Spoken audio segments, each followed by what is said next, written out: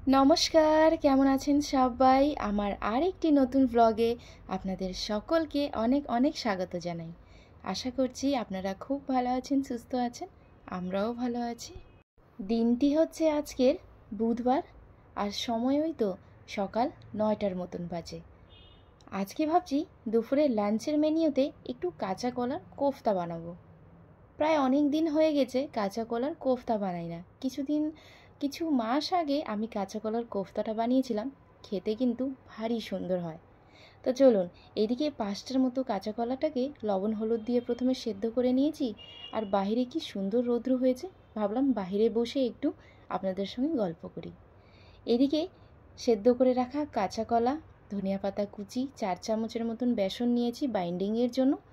আর হচ্ছে চপারের মধ্যে আজকে পেঁয়াজ কুচি আর হচ্ছে কাঁচা লঙ্কা দুটোকেই একসঙ্গে কুচিয়ে নিয়েছিলাম। আর হচ্ছে স্বাদ অনুযায়ী লবণ।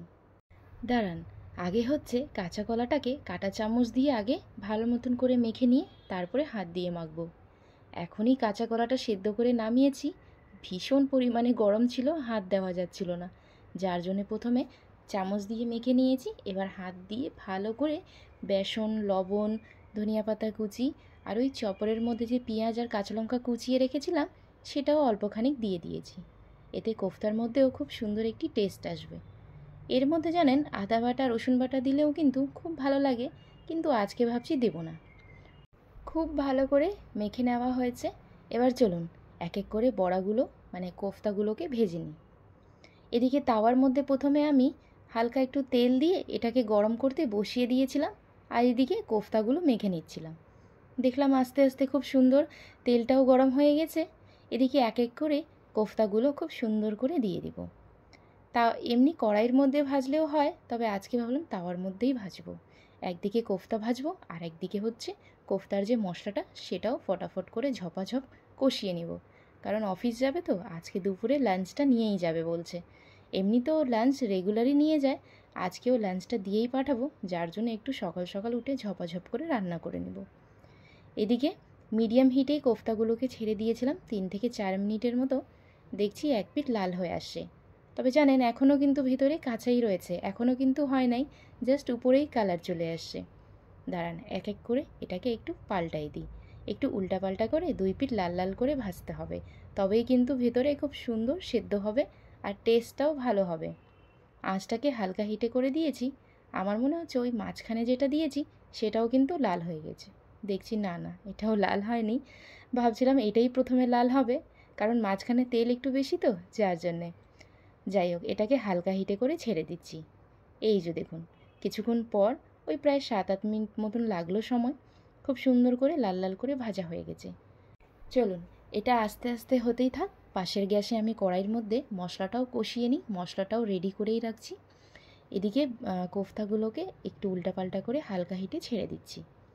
কড়াইয়ের মধ্যে নিয়েছি 2 চামচের মতন তেল, তাতে হাফ চামচের মতো গোটা জিরে দিয়ে দিচ্ছি। হালকা একটু ভাজা ভাজা হয়ে আসলে ওই চপরের মধ্যে পেঁয়াজ আর কাঁচা লঙ্কা কুচিয়ে রেখেছিলাম সেগুলো দিয়ে দিচ্ছি। ওই 3টের মতন পেঁয়াজ নিয়েছিলাম, অল্প একটু কোফতার মধ্যে দিয়েছিলাম তখন, আর একটু হচ্ছে মশলার মধ্যে দিব।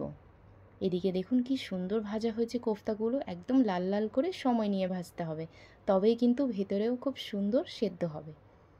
চলুন, একটা ব্যাচ তো আমার ভাজা হয়ে গেছে, আর একটা ব্যাচ ঝপাঝপ করে ভেজে নিই। এই চপারটা জানেন কেনা নয়, এটা বাড়িতে গেছিলাম যখন, তখন মা বলছিল এটা নিয়ে যা, তুই ব্যবহার করবি কোনো কাজে। প্রথম প্রথম তো ভাবছিলাম এটা আমার কোনো কাজে লাগবে না, এখন দেখি সমস্ত কাজে এই চপারটা আমার কাজে লাগে। আর ভীষণ চটজলদি কাজ হয়ে যায় জানেন, 10 মিনিটের কাজ মাত্র 2 মিনিটেই হয়ে যায়। আর মোমো বানানোর সময় তো খুব খুব দারুণ একটা জিনিস, খুব তাড়াতাড়ি ওই যে বাঁধাকপি, পেঁয়াজ এগুলো কুচানো হয়ে যায়। চলুন, কথা বলতে বলতে এদিকে পেঁয়াজ, কাঁচা লঙ্কা, জিরে ভাজা হয়ে গেছিলো। মশলার মধ্যে আমি দিয়েছি জিরে বাটা, ওই যে রেগুলার যে মশলাগুলো হয় সেটাই, জিরে বাটা, ধনে বাটা, আদা বাটা, রসুন বাটা, স্বাদ অনুযায়ী লবণ, হলুদ, আর 1 চামচের মতন দিয়েছি সানরাইসের চিকেন মশলা। সেটা দিয়ে প্রথমে ভালো মতন কষিয়ে নিয়েছিলাম, তারপরে টক দই, অল্প একটু চিনি দিয়ে সেটাকে ভালো মতন ফেটিয়ে সেটাও গ্রেভির মধ্যে অ্যাড করে দিয়েছি। টক দই দেওয়ার সঙ্গে সঙ্গেই কিন্তু আঁচটা একটু হাই হিটে করে দিতে হবে। আর ওই বাটিটা ধুয়ে একটু জলটাও দিয়ে দিলাম, এতে কিন্তু গ্রেভিটা খুব সুন্দর টেস্ট হয়। এখন আমাদের কোনো কাজ নেই, জাস্ট সময় নিয়ে একটু এই মশলাটা কষিয়ে নিতে হবে। চলুন যতক্ষণ আমাদের মশলা কষানো হচ্ছে একটু বাইরে গিয়ে বসি। আর এই যে দেখুন এক একটা কোফতা কি সুন্দর ভাজা হয়েছে। এই কোফতাগুলো জানেন এমনিও কিন্তু টমেটো কেচাপ দিয়ে খেলে খুব সুন্দর লাগে।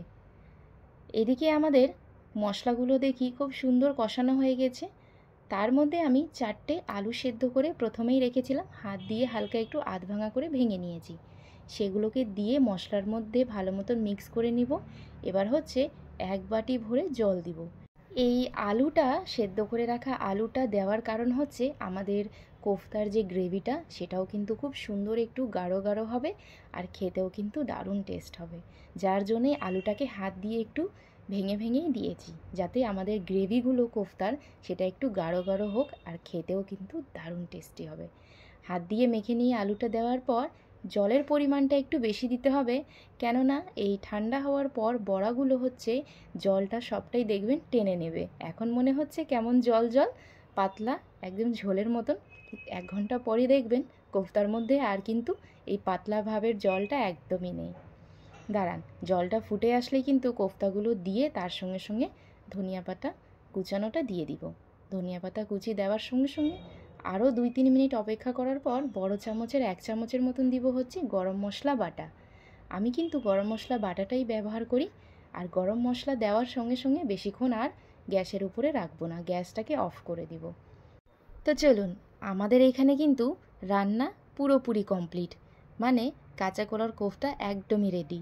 নামানোর পর আরও একটু ধনেপাতা কুচিটা দিয়ে দিয়েছি। আমার কিন্তু ধনিয়া পাতার টেস্টটা সবজির মধ্যে খুবই ভালো লাগে। তো চলুন, রান্নাটা তো এবার আমার শেষ হলো। এবার গিয়ে স্নান করে ঠাকুর পুজো দিব, তারপরে দুপুরবেলা রান্না করে আসবো লাঞ্চ করতে।